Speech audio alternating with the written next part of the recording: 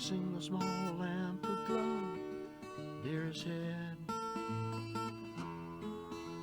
He read through his book, every page without fail. Each chapter a story, its own separate tale. Patrick Picklebottom and the Penny Book.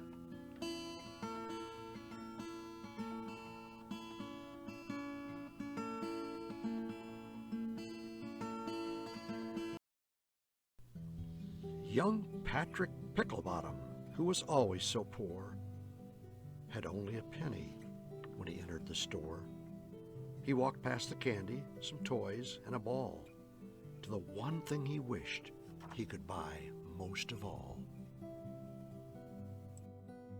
Unable to purchase and resigned to just look, he longingly gazed at a dusty old book.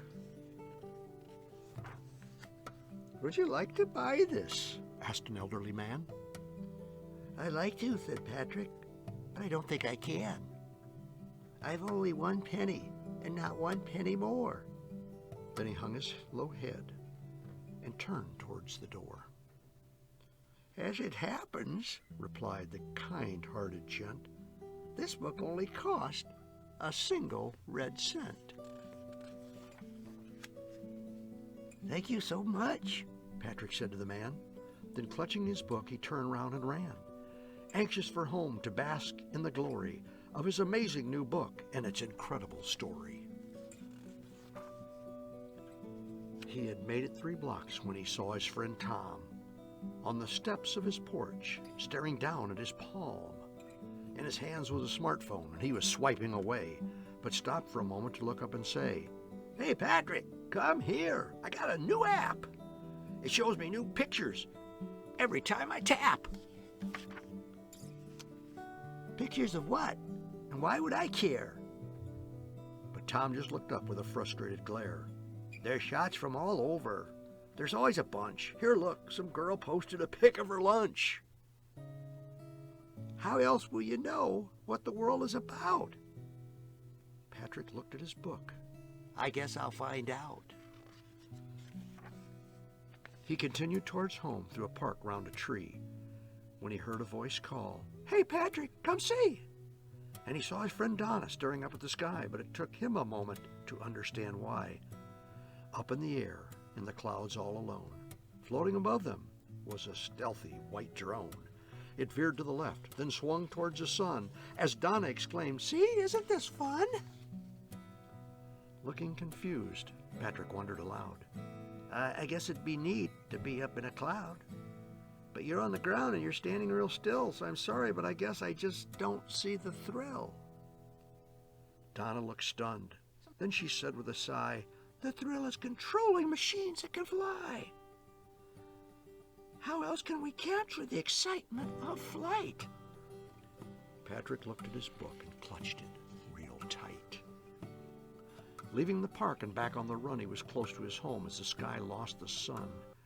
He was at the front door with his hand on the knob when he suddenly heard his neighbor friend Bob. "Patrick, you're home. Come have a look. I've got a new video game, so put down that old book. It's called Monsters Clash for my Game Station 5. I've waited 2 weeks for this game to arrive. We capture these beasts who've escaped from their collars." "But that game," Pat exclaimed, "costs $300. Bob just replied, "How else can you battle monsters all day?" But Patrick clutched his book and said, "I might have a way."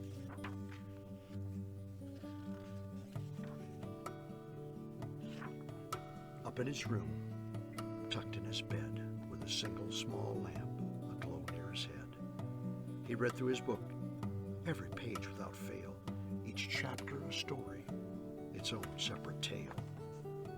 He read about kingdoms and lands far and wide, where heroes and monsters and dragons collide. He read about rockets blasting out past the moon, and as his eyes closed, he knew that real soon he'd dream of adventures, and of course there'd be many, for a book that he'd bought for a single red penny.